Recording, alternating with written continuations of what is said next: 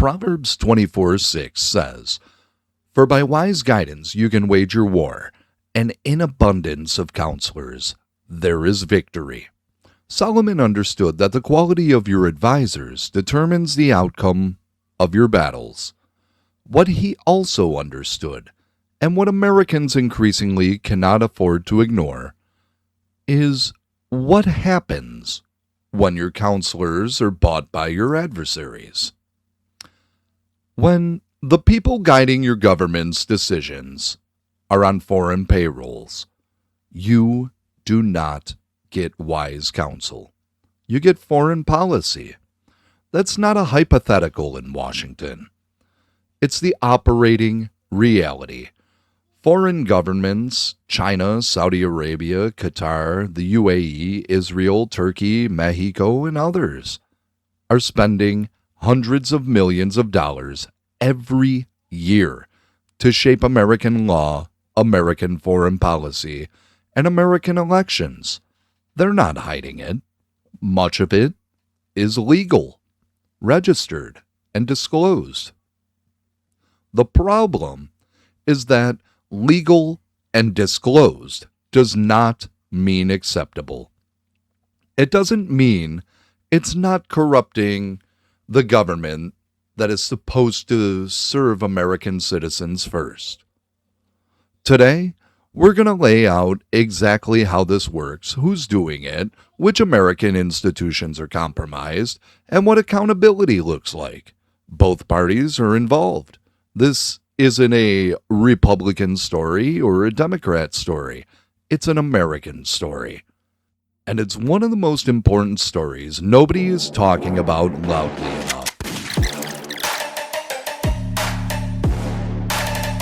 The independent media company, The Truth in the Darkness Network, presents the Courage in the Darkness show with your host, Philip Roberts, shutting down the narrative and bringing you the truth that the indoctrinated leftist sheep can't handle. The most visible method is direct lobbying, and it's entirely legal. The Foreign Agents Registration Act requires anybody lobbying on behalf of a foreign government to register and disclose their activities. They file the paperwork, they disclose the clients, and they get to work. Meeting with sitting members of Congress, drafting legislation, testifying before committees, shaping policy in favor of governments that are paying them to do exactly that. Saudi Arabia spent $27 million on lobbying in 2019 alone. The UAE spent over $20 million. Qatar, Japan, South Korea, Israel, all of them spend tens of millions annually. They hire former senators, former White House officials, former generals, people with the relationships and the access that money cannot otherwise buy, and they put them to work. Direct foreign contributions to federal campaigns are illegal, but the money finds other paths. It moves through American subsidiaries of foreign companies, through PACs, through dark money vehicles where donors are not disclosed. Foreign governments cultivate wealthy Americans who then donate to candidates aligned with foreign interests. The foreign government never writes the check directly. They simply make clear which candidates serve their needs. Foreign money is also laundered through American institutions that present themselves as independent. Qatar has given over $1.5 billion to American universities since 2013. China has given over $1 billion. Saudi Arabia, hundreds of millions more.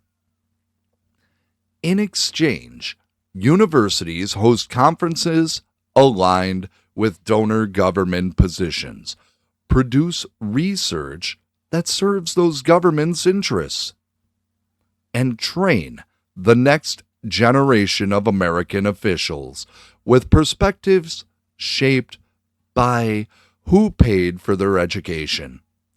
Think tanks receive the same treatment. The Brookings Institution, the Atlantic Council, the Middle East Institute have all taken significant money from foreign governments. Their researchers then produce policy papers that American politicians cite as independent analysis. That analysis is not independent. It's funded by the governments whose interests it tends to reflect. And then there's the revolving door. What is perhaps the most corrosive mechanism of all. Officials leave government and immediately take positions at foreign lobbying firms or consulting contracts with foreign governments. They use their relationships with former colleagues to benefit their new foreign employers. The implicit promise is made while they're still in office. Serve the right interests, and there will be a very comfortable position waiting. This is delayed bribery. It doesn't look like bribery because the payment comes after the service. But the incentive structure is the same. And it's running full speed through Washington right now. Bob Menendez was indicted for it. He is the exception, not the rule. China is playing the longest game. More than $1 billion to American universities. Confucius Institutes embedded on campuses, which the FBI has described as vehicles for influence and surveillance. Chinese intelligence has compromised American officials at the highest levels.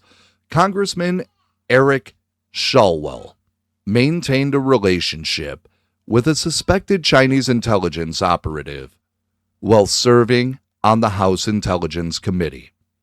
Senator Dianne Feinstein employed a staff member for 20 years who was later identified as a Chinese intelligence asset. China is not simply buying favorable trade policy.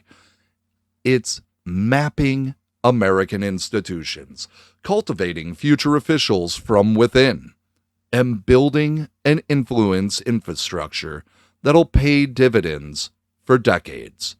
Saudi Arabia's influence is more transactional and more visible. Saudi money flows openly into Washington, into lobbying firms, into think tanks, into PR operations that work to shape American coverage of the kingdom. The Saudi government's relationship with the American political class survived the murder of Washington Post journalist Jamal Khashoggi in 2018, an event that produced outrage from a handful of senators and essentially no lasting policy consequence. Former officials across both parties have taken Saudi money for speeches, for consulting arrangements, and for board positions. The kingdom has calculated correctly that American dependence on its oil output and its role in regional security architecture make it nearly untouchable regardless of its domestic conduct. Qatar has operated with particular sophistication in the think tank and university space. Its $1.5 billion in university donations has positioned it as a major shaper of academic research on the Middle East and Islamic governance at institutions whose scholars then advise government and testify before Congress. Qatar also funds Al Jazeera, which operates in the American media market and consistently frames regional issues in ways aligned with Qatari foreign policy objectives. And Ukraine? A country that has received over $100 billion in American taxpayer support since 2022, ran influence operations through American consulting firms for years before the 2022 invasion. Efforts that reached directly into the Obama administration. The Podesta Group and other firms were paid by Ukrainian oligarchs and government-connected interests to shape American policy toward Ukraine. Paul Manafort was convicted for exactly this kind of work. He was not the only one doing it. He was simply the one that was prosecuted.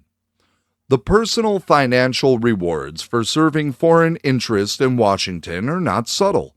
Former officials and their families receive speaking fees running to hundreds of thousands of dollars for a single appearance before audiences in foreign capitals.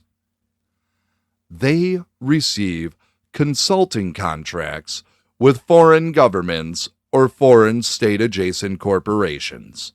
They receive book deals and board positions funded by interests connected to foreign governments.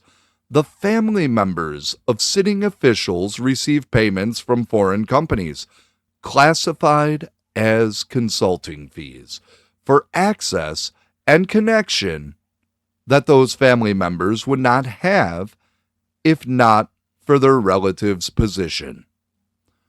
The Hunter Biden laptop made the Biden family's foreign financial relationships visible in a way that forced public acknowledgement. Payments from Ukraine, China, and Romania to family members during Joe Biden's tenure as vice president and as president. The Department of Justice ultimately pursued a limited prosecution on unrelated charges. The foreign influence dimension was not seriously investigated and was not prosecuted. This was not because the pattern was unclear. It was because the pattern is so widespread across both parties that full prosecution would implicate people on both sides of the aisle with equal force. The cost to ordinary Americans is not abstract. Every decision made by a politician who owes something to a foreign government, whether explicitly or through the incentive structure of future employment, is a decision that's made with divided loyalty. Trade deals that protect foreign manufacturers while gutting American industry, foreign aid bills that send American taxpayer dollars to governments that spend some of that money lobbying American politicians. Foreign policy choices that keep American troops in conflicts that serve regional powers' interests while producing no discernible benefit to American security or American families. These are the downstream consequences of a government that has been in significant portions purchased. There are legitimate, legally and constitutionally sound reforms that would dramatically reduce foreign influence in American politics if there was the political will to implement them. The political will does not currently exist because the people who would have to vote for these reforms are the same people benefiting from the current system. That is why this requires public pressure and electoral accountability rather than quiet legislative process. Foreign agents' registration must be expanded and its enforcement must have real teeth. Every individual working to advance foreign government interests in any capacity, including through think tanks, through advocacy organizations, through academic appointments, should be required to register publicly and completely. Violations should carry criminal penalties that are actually imposed rather than simply threatened.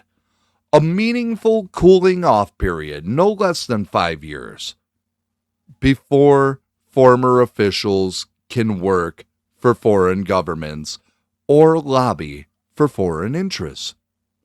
The current 1-year ban that applies to some positions is functionally meaningless in an industry where preparation begins before the official leaves office and where the work begins the day the waiting period ends. Universities must be required to disclose every foreign donation publicly and in real time. Donations from foreign governments to institutions receiving federal funding should trigger automatic review. If a university wants foreign government money, it should have to choose between that money and federal taxpayer support.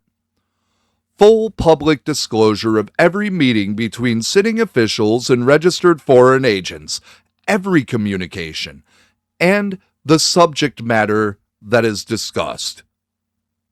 Americans are entitled to know when the person they elect is spending their time with Saudi lobbyists. Sunlight is the mechanism. The database should be public. It should be searchable and updated in real time. And the Justice Department must actually use the Foreign Agents Registration Act as the enforcement tool it was designed to be. The FARA prosecutions are rare. They should not be. The Department of Justice has resources. The law exists. What's missing is the institutional will to apply it. Solomon's counsel stands.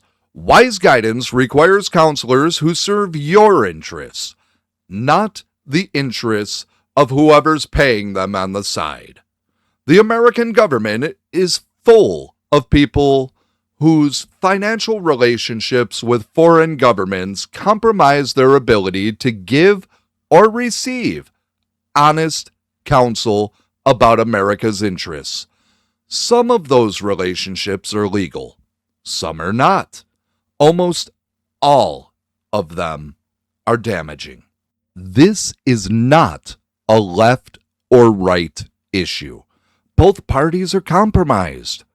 The question is whether the American people decide that this is unacceptable, demand full transparency, and hold their elected representatives accountable at the ballot box and through relentless public pressure. The mechanisms for reform exist. The political will has to be built from the outside. Purge the foreign money, enforce the existing law, prosecute the violations, primary the compromised, replace them with people whose loyalty is to the citizens of this country and to this country alone. The sovereignty of the nation is not for sale. The government of this nation should not be either. Demand the difference. That is the mission. Supported at titdusa.com/campaign/stand against the silence.